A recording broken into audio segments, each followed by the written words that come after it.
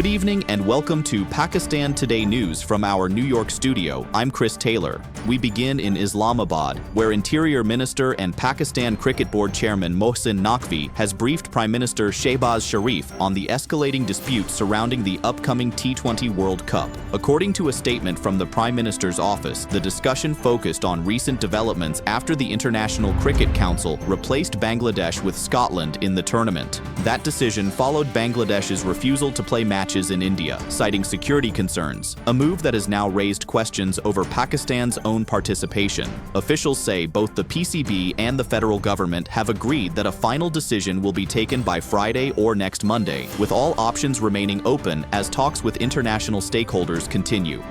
For more on this, we go live to Islamabad, where our correspondent Sarah William is following the story. The briefing underscored growing diplomatic and sporting tensions surrounding the tournament. Sources indicate that Pakistan is weighing both competitive and political considerations before committing to participation. The government is also assessing the broader implications for player safety and international cricket relations. Officials insist Pakistan will not rush the decision and wants assurances that its concerns are fully addressed. The coming days are expected to be critical as negotiations with the ICC intensify. Thank you, Sarah, for that update from Islamabad. Turning now to developments in Washington, a high-level Pakistani parliamentary delegation has urged U.S. lawmakers to ease visa restrictions affecting Pakistani citizens.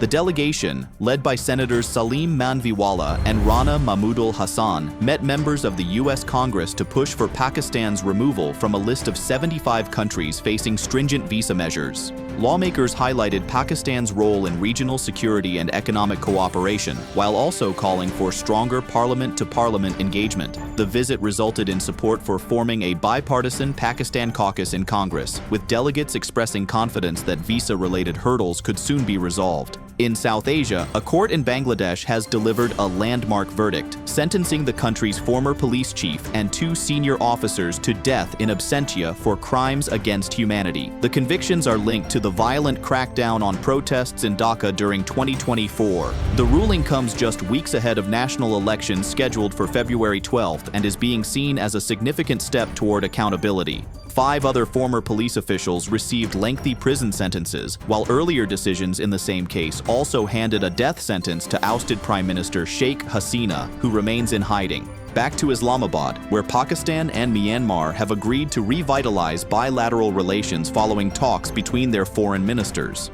Pakistan's Foreign Minister Ishaq Dar met his Myanmar counterpart Than Shwe, with both sides reviewing cooperation in political, trade, cultural, and security sectors. The 2 countries signed a memorandum of understanding on political consultations to ensure regular dialogue. They also agreed on closer coordination in humanitarian and consular matters, while Myanmar invited Pakistani investors to explore new business opportunities, expressing hope that recent elections will bring stability and development. Across the Atlantic, a powerful winter storm named Fern is causing widespread disruption across the United States. Heavy snow, sleet, and freezing rain have battered large parts of the Midwest and eastern states, grounding more than 11,000 flights and severely impacting road travel. Millions have been warned to brace for sub-zero temperatures and strong winds as Arctic air continues to sweep through the region. Several states have declared emergencies, mobilizing resources to manage power outages, energy strain, and hazardous road conditions, with authorities warning that the bitter cold is set to persist. Finally, closer to home, fresh snowfall has transformed northern Pakistan's hill stations into winter wonderlands.